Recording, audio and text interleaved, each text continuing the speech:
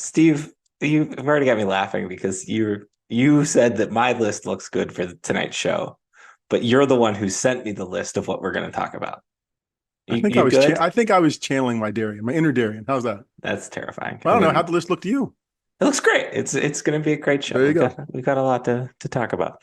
Um, you doing good? You full of turkey? Was your turkey good? Turkey was great. Even had some leftovers tonight. Skipped a couple days and had it tonight now. So we're getting near the end again. Had the opportunity to order some mashed potatoes this today for and skip the mashed potatoes because I was like I am full on mashed potatoes because that is consistently what I've had for several meals. All right. Anyways, time to do this week's podcast. This week's podcast is called Stuff Summer Says with Steve. Steve. Um, the list that Steve says that I sent him, even though he sent it to me, includes a recap of the Penn State Michigan State game, some bowl talk. I'm gonna let you lead that discussion, and then what I am calling what we've been a recurring segment on the podcast, Penn State Potpourri, I think is the best way to sum that one up. And then this week's old guy, young guy as well, a little Black Friday, Cyber Monday theme. All right, you ready? Wow. Someday we get the potpourri and we could sell that on Black Friday and Cyber Monday. Some stuff Summer says sachets or whatever they are. Now you're blown, mind's blown because you don't even know I knew those words. I'm very proud of you. Do you, what would the scent be? Oh, I don't know. Maybe we can let the people who actually listen okay. to this come up with we can do that. It can Okay. be a question. All right. There we go. That's a good idea. All right. Anyways, I don't have a segue after that comment. That one was a little unhinged. We are not even 2 minutes into this week's podcast and we're already off the rails. Okay. We're going to talk about the football game that happened on Friday. Let's discuss the game, but I also do want to hit on the stadium experience because I had a fantastic time. So let's talk about the game first. I think as the trend and theme of this season has been, again, Penn State kind of out athleting a team that it's probably supposed to out athlete. But it was kind of one of those games where it just felt good. Like it felt like you got something out of the system type deal. And I don't know what that was. Because again, like nothing about this season's outcome is gonna be fixed based off of that game. But at least left feeling in a good mood. Based on what I saw from Drew, based off what I saw particularly from the running game, even if a lot of those variables are going to be different, even come bowl season.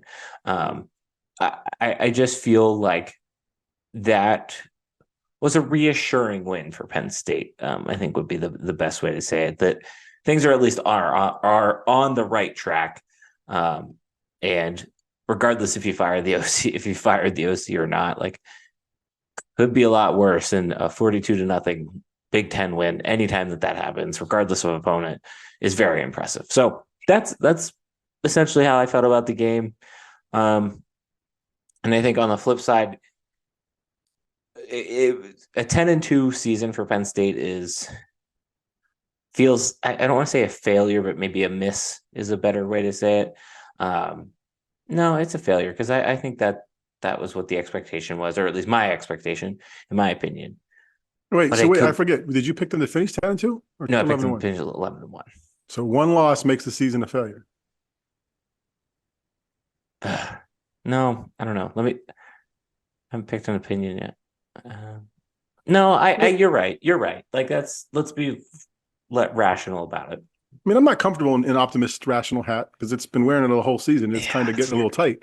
But 10-2, I mean, they were a couple plays away from two of the best teams in the country, and I get that. And they should be making those plays at some point against somebody. But if 10-2 is a failure, that's not good. And I said, God, 5 or 7 years ago, when the sanctions were gone and we didn't know whether we were going to have football, I'll take 7-5 as long as my team doesn't cheat and I got a chance to win something big every couple years. So that's the land kind of I live in, and I know that's not the expectations that some people have and are higher. But this was a good season, and if anybody would have left Ford Field thinking that wasn't a cathartic, halfway decent, somewhat enjoyable Penn State game, whatever it was, like the only fan I can think of that would have come out of there thinking negative was that guy that walked by me at our Iowa tailgate who was swearing at us at 7 o'clock in the morning. Otherwise, they did what they were supposed to do, and they looked pretty decent doing it. All You right. know, Thank you for that grounding. That was good. I yeah, needed yeah. that. I needed that. No, I agree with that. I think, yeah,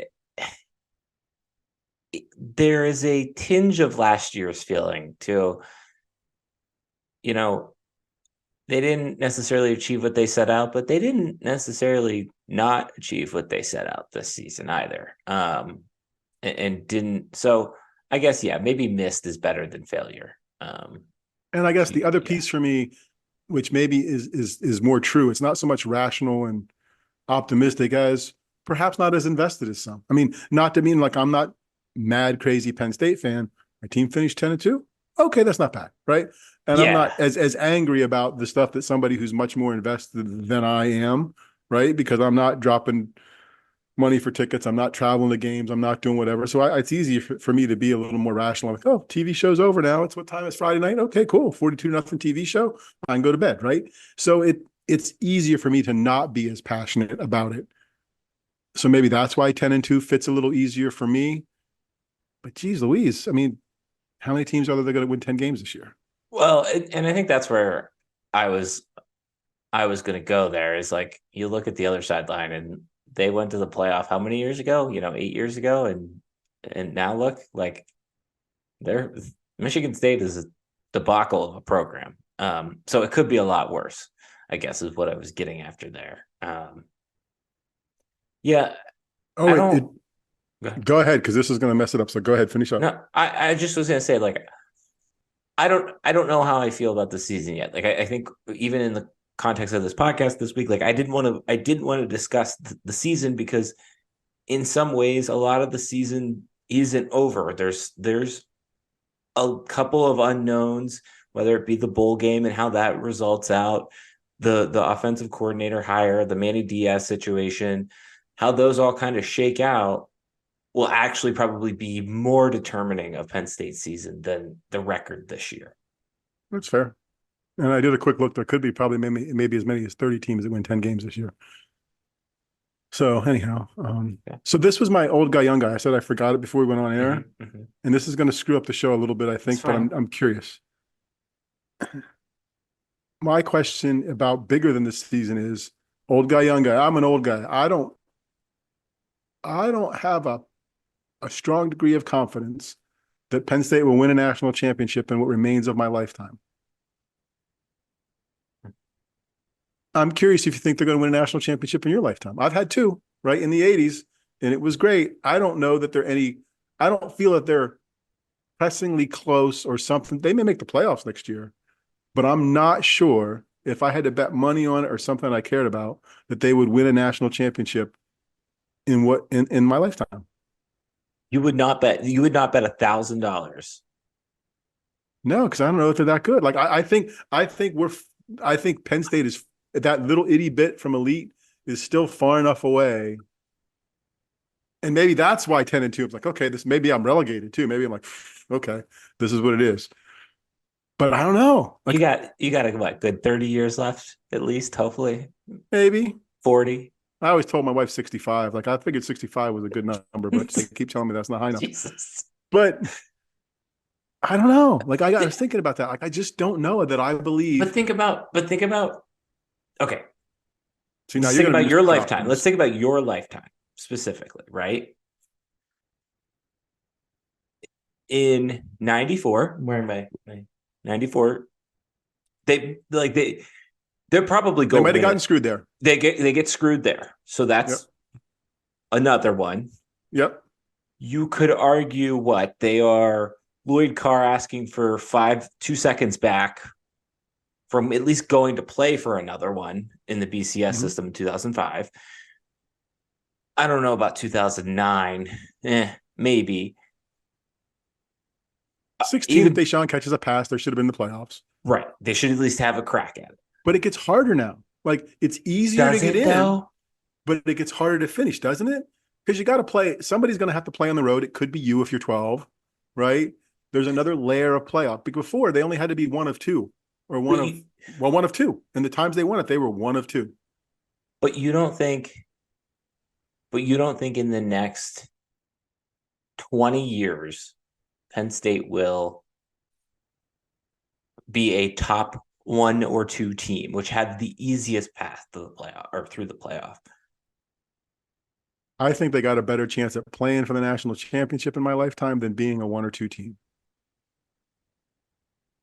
I don't know if I would agree with that. I think part of it also sits based on where this is a little bit of a weird stretch argument, but part of it sits on where Pennsylvania sits. Like quite literally like where Pennsylvania is located in the country. You have Ohio State and we've kind of seen that before where Ohio State, think about this with Michigan, right? They're going to go to their third Big Ten title game this in a row, but they're not going to go to their fifth or seventh or 10th in a row. That's just how every sports team, regardless pro or college, kind of ebbs and flows. Some years they have good years, some years they have bad years. Mm-hmm. You look at Ohio State and right there, 2009 all the way maybe like 2000, right before 2012, kind of similar vibe. Essentially, at some point there's going to be a drop off, and at some point somebody's got to kind of fill in that spot. And I think where Pennsylvania sits truly like Penn State, until you cross the Ohio border, is the beast of the East from North Carolina all the way up to Maine. There is no school that is like, it's still the franchise, so to speak, for Eastern college football. There's a trophy. I forget what the trophy is that sits it out. So trophy. Okay, thank you. So I don't know. I just think so in my lifetime, that is, let's hope I live to 90, but you got another 60 years. If I make it to 85, I'm okay. We're good. I've seen enough. I think they win one. This is a bizarre conversation. I told you I was going to take it off the rails. This is a great question. I think they win at least one, because I just like they are in the arms race category, right? Like if the product on the field isn't necessarily elite, they certainly are in the arms race category amongst the elite, whether it be television revenue, whether it be donor support. They're not a TCU. They are not a South Carolina. Like they're no, but even with all those resources, the product on the field isn't there, right? And I mean, in comparable levels, right? And I don't think the resources are going to be any lesser, but I think everybody's going to have them. The history of the Big Ten in terms of national championships. I mean, it's it's Ohio State in 2014, Ohio State in 2004, right? No, 2002. And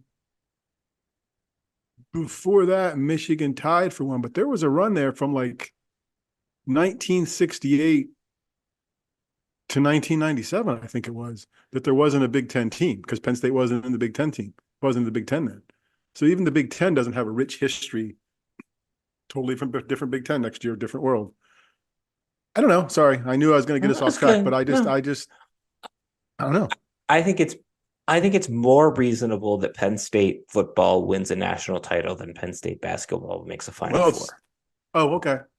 Not national title. Yes. Okay. I've always believed that. Well, I feel like that's a given. I mean, that's a Penn State basketball makes a Final Four. Whatever, be amazing. Okay, let me hear about Ford Field. We can save the crazy ass questions for some other time. Let me hear about Ford Field. How was it? Was it like walk in? I'm sorry. I'm still thinking about the question. Try to get us back on track to your list / my list / your list. I feel confident. I do. I really feel at least one. Because otherwise, what the hell am I doing this for? Like, well, look, we're getting poll questions, right? We got to figure out the sachet scent. We got to figure out if people think in their lifetime Penn State's going to win a national championship. Okay. All right. I feel good about it. I feel better about it. Oh, I was going to put out a survey yet. I haven't formulated all the questions, but I was going to put out a survey, a pulse, so to speak. Maybe we will sneak that question in there. Anyways, moving on to Ford Field. I am I never want to go to an outdoor football game again. Isn't it great? This is I know this was my second time on a cold day going to a indoor football game. Um, but something about this one just felt better because I think it was just because it was a regular season game. Like I had no expectations, and my expectations were absolutely floored. The stadium itself is the concourse itself looks a little dated, but they have done a great job of keeping up, I guess would be the best way to say it. So I we got it first. The first thing to establish is they built this whole thing around one thing, and that's clearly it's cold, so let's get you inside early. And it very clearly works because the concourse is packed. There were live bands, there was a big like tiki bar type area. There was just like a lot going on the concourse to get you to hang out and drink. We had some friends that went the day before to the Lions and Packers game. Similar, they said similar Mhm. setup, similar vibes there. So that's great. But the other thing that they've done is they've got walk up kiosks. Like they've got the like grab and go things that you can kind of have seen more from stadiums these Mhm. days, um, which is great. They've got like I didn't see a single line, and that place was decently like there was a decent number of people there. That was I didn't really see a single line that was that long. They've got the new like self checkout, but you just like put your drink and your Mhm. hot dog in this like box type thing, and it says, "Oh, this is a hot dog, and this is a Coke." Like, and it scans it, and you ring it up, and you don't have to talk to anybody. You can just go pay. The other thing that they had that I wish every stadium was had is they essentially had a vending machine, like a vending machine of soda where you just walked up and you could either with your card, like insert your card or tap your card, and you would just open the door, grab what you wanted, and then it would know that you grabbed one Coca-Cola because it weighed this Mhm. many pounds less. Um, and then it would just charge you that weight essentially. I didn't, like I said, didn't have to wait in a single line all night. That's great. So that was great. The How full was stadium, it? I would say I think the attendance was 52,000. The lower level on our side was very full. Maybe not on the other side it was 100% full, but at least on our side it felt pretty full. More white and blue, or more green and white? It was kind of difficult to tell because the seats were blue. Um, I was surprised at the number of Michigan State people there, just because of the season that they've had. It looked like they were kind of like they were almost latching onto this as their bowl trip or something Mhm. different trip. So that was a pleasant surprise. Again, some of the nicest people in the country, like just the nicest fans. We're sitting there, and I think Penn State scored maybe like probably the second to last touchdown, and the family that was sitting next to us, they were all like above 21. The woman looks at me and goes, "All right, time to get out of here and go get in line for the bar." And like that type of vibe, like they understood what was going on. So that was good. And the stadium itself, just very clear, very open sight lines. Um, the jumbotrons were fantastic. They're huge. They like they've essentially take up the entire length or width of the field, Mhm. just and are that big. And at each end zone, which is nice. And the sound system in there was incredible for an indoor facility. I feel like I've been to indoor arenas, and it's just kind of tinny, or it's like we're going to turn the volume up way too much, and it's not going to like you can barely understand what it's saying. They did a nice job. So yeah, um, You were in 10 out of Indy for the 10. 2016 championship game? Yeah, Okay. yeah. So that's my only other cold Right. weather game inside. Um, and I've been to Jerry World. I've been to State Farm slash University of Phoenix slash whatever Arizona Stadium's called. Uh, and there's one more. I can't remember off the top of my head. Um, one more indoor one that I've been to. I think that's it. Or maybe that's it. But that one, for even though that one's probably was the oldest of the ones that I've been to, that one's the nicest, I think. Oh, okay. Makes sense. Well, I guess, yeah. It didn't feel too big, and I don't know how to just like.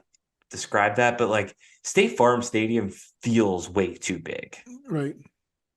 They used to play at the Carrier Dome. Well, so we go to the Carrier Dome every other year, and that was always the first time I was in there. Was the first indoor stadium I'd been in, and it felt small, right? Like because the concourses weren't big. It just felt like it was a small piece of land around the stadium. I mean, you were right on top of the action, but it wasn't in terms of the concourses. But that was built in a different era. That was just built to keep people warm and get them out of the weather in Syracuse. Yeah, no, I like I said, I had a very good time. Sorry, I'm looking to see. I feel like I'm missing one. Um,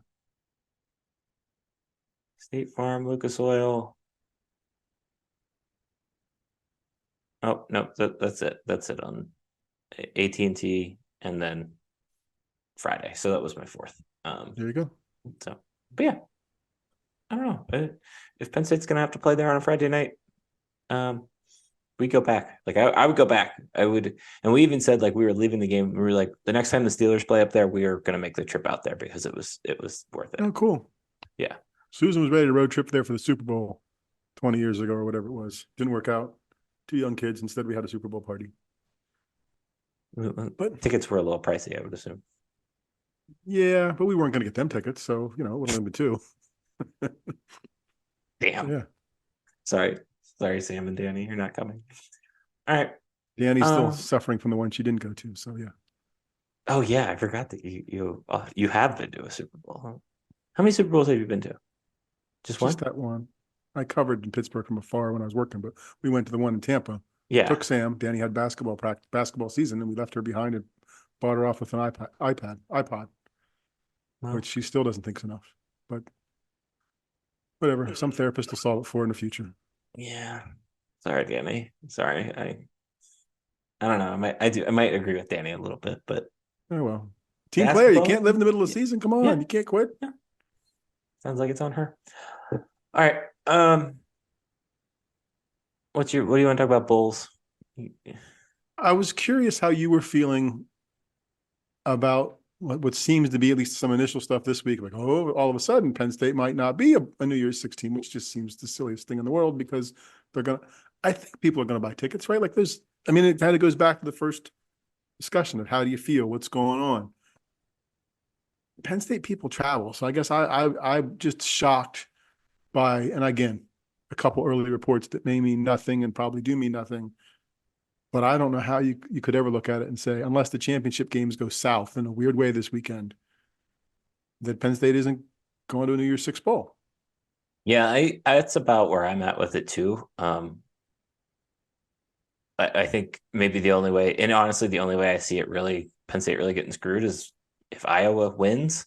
And I think that's all just because that's kind of like contractually obligated then that they have to take, I think they have to take the next highest ranked team or the Big Ten champion winner into a New Year's Six. But I forget on that. So I don't know. I think the smoke around the fact that like a couple big Penn State reporters have talked with the Peach Bowl is interesting because the Peach Bowl is the one that makes the most sense. Like that's the one that everybody's kind of projecting towards. And you would think about it and kind of going again back to our East Coast discussion, like that's a big East Coast, Eastern Seaboard team. Why wouldn't you? If you have the opportunity to get them there, why wouldn't you take the opportunity to get them there?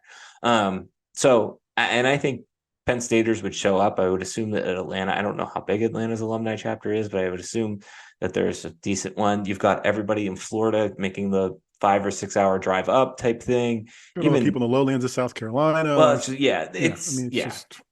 So that one's a no brainer to me. I think there's the thought that you could kind of get a repeat of the Cotton Bowl a few years ago with the opponent of Tulane. But I think as a college football head, like Tulane is very exciting to me. Like it'd be a good matchup.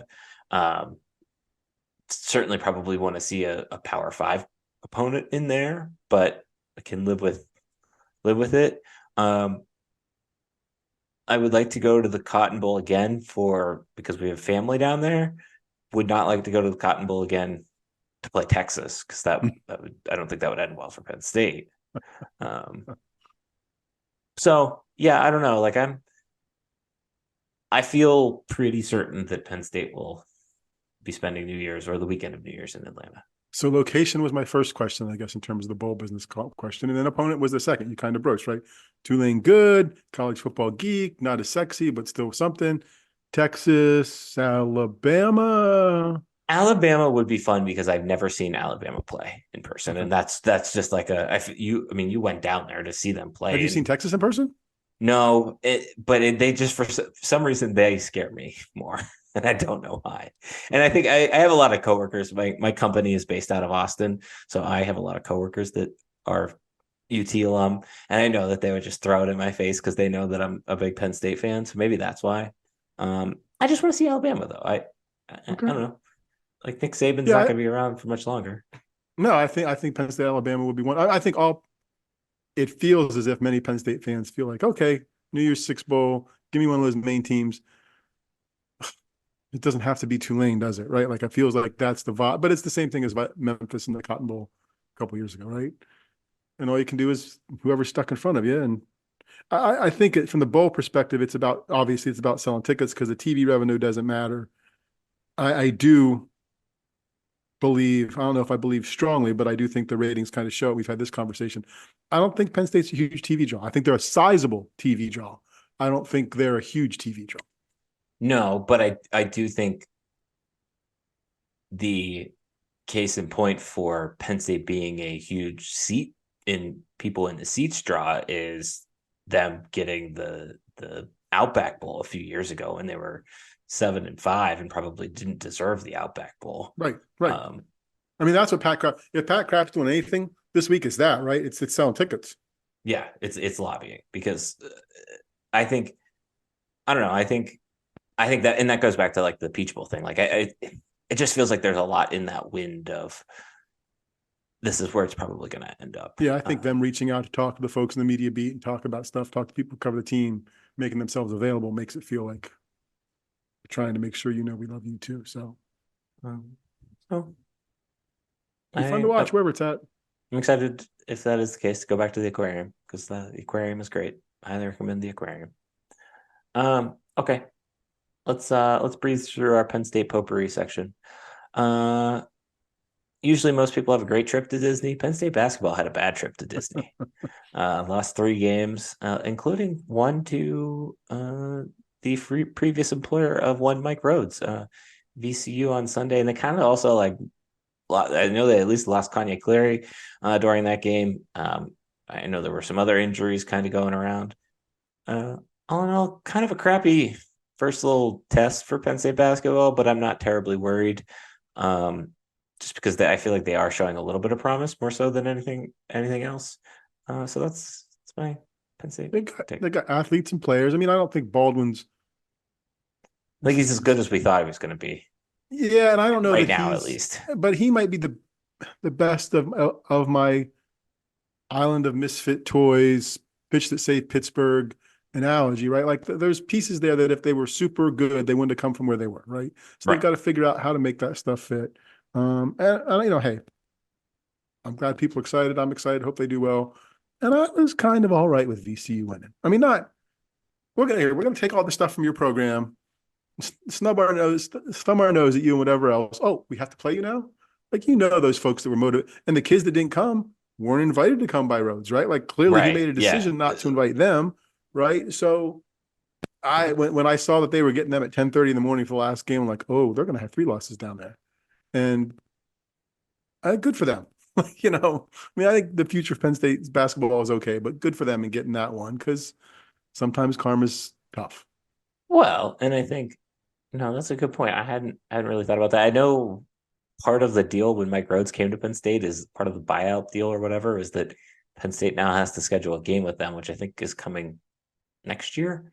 Um, but yeah, I have to imagine like for as pressure packed as Penn State football is in terms of the games that they play and what losses mean. That's a good point. You're right, and it's kind of nice to see that in the college sports world of somebody getting Yeah, picked I on mean, and good for pick it them. on them Like, you know, back. they Yeah, somebody took all their toys and they came back and said, "Here you go." So, yeah. and it's not like it's hurting the long-term prospects of Penn No, State. right. Exactly. Okay. Penn State women's soccer had a nice little tournament run. I should mention that. Um, my hot take with Penn State women's soccer is this: it's the most underappreciated program on campus in terms of the athletic teams.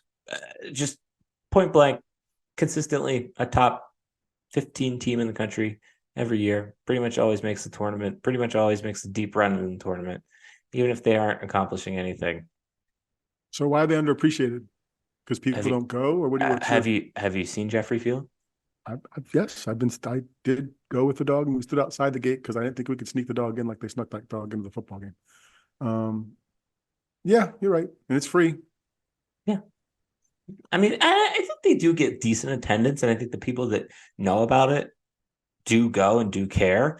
Um, but I think for kind of go back to our geographical conversation earlier, for as landlocked and as cold as Pennsylvania is, to have this sustained presence in the national footprint the way Erica Dombach's team have had over the last however many years is I would say I think Russ Rose,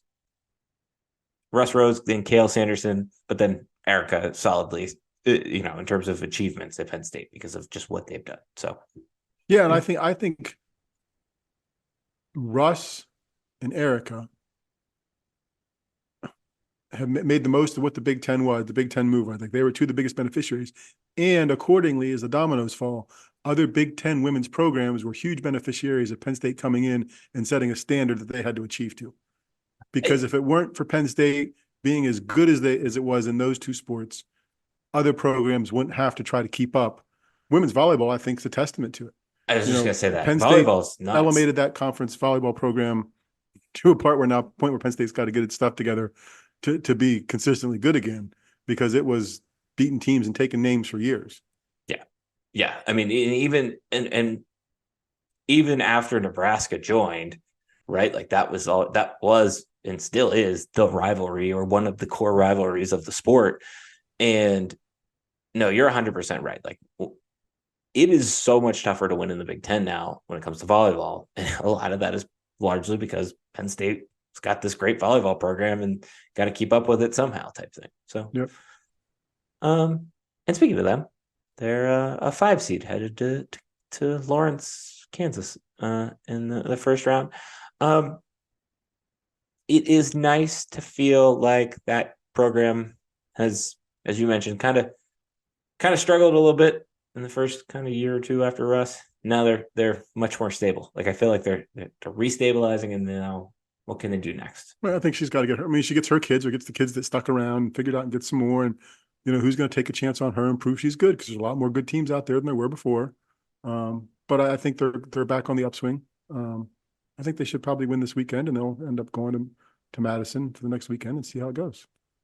We didn't discuss this on the podcast this year, and it feels like a little bit of a miss, but I do want to discuss it now.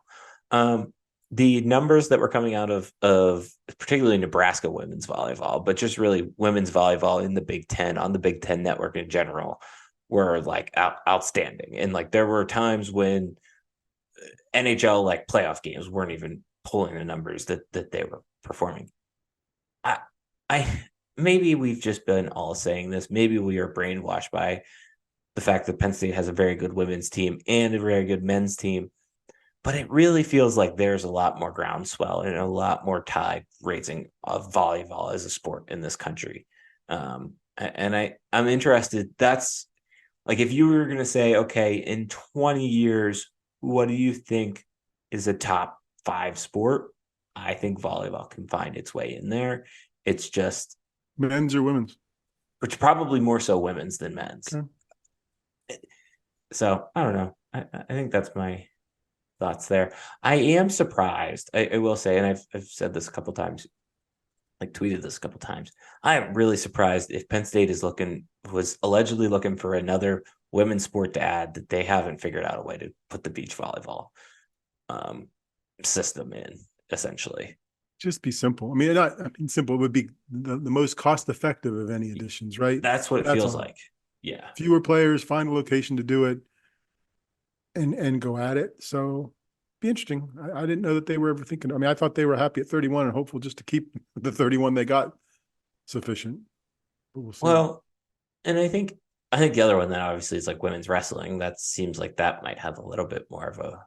I think Lockhaven has a team, right? Yeah, I think And, so. Yeah, and it was funny. I went to the National Wrestling Coaches All Star Classic last Tuesday.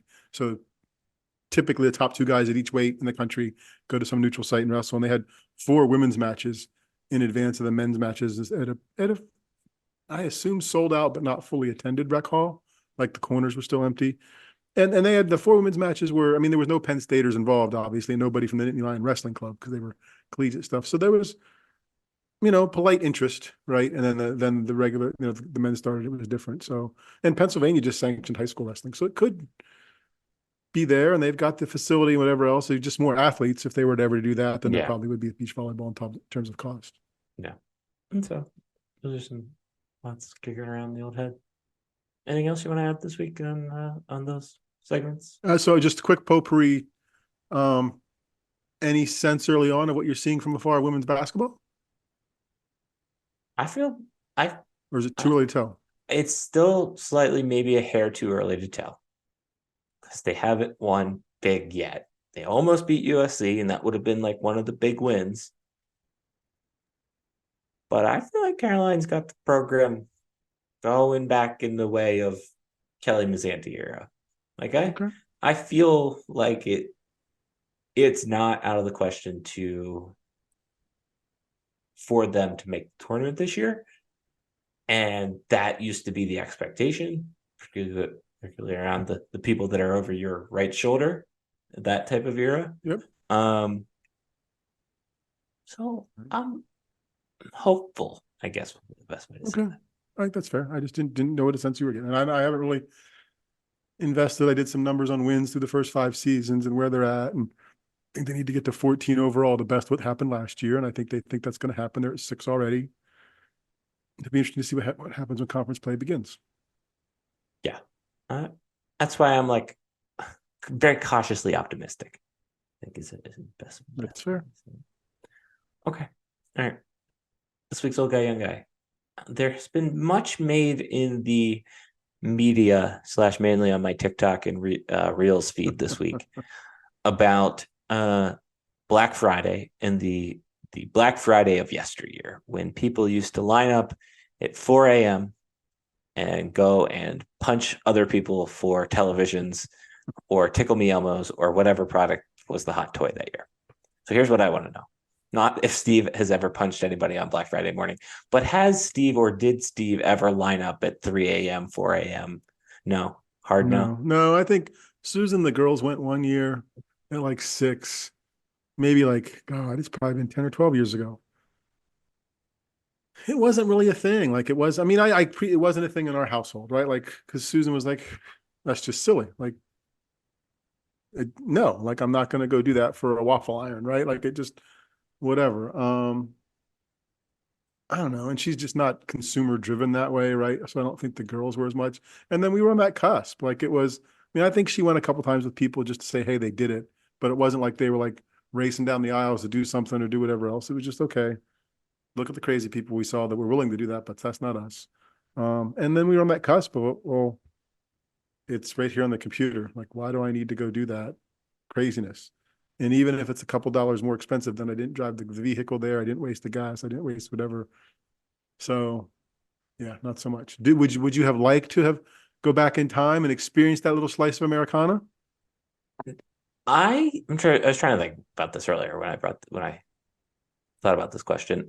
I don't remember us ever getting up early and going, but there were a couple times where we would go out and shop on Black Friday, and I just remember like the Logan Valley Mall being the just like every single person in the state of Pennsylvania being in the Logan Valley Mall. um, that being said, I can't remember ever wanting to wake up early for something. I can remember laughing or even being like, why would you do that at a younger age? of get up at 3 a.m. and go wait. Like I know that there were family members that would leave Thanksgiving dinner and then go wait at Walmart or at Yeah, and there Target. was a couple of years, 4 or 5 years ago, stuff was open Thanksgiving night for specials. Like Yeah. as the retailers were trying to figure out how to do their marketing and beat online stuff and do stuff differently. It just, I mean, I'm more likely to get up at dark 30 and go tailgate, right?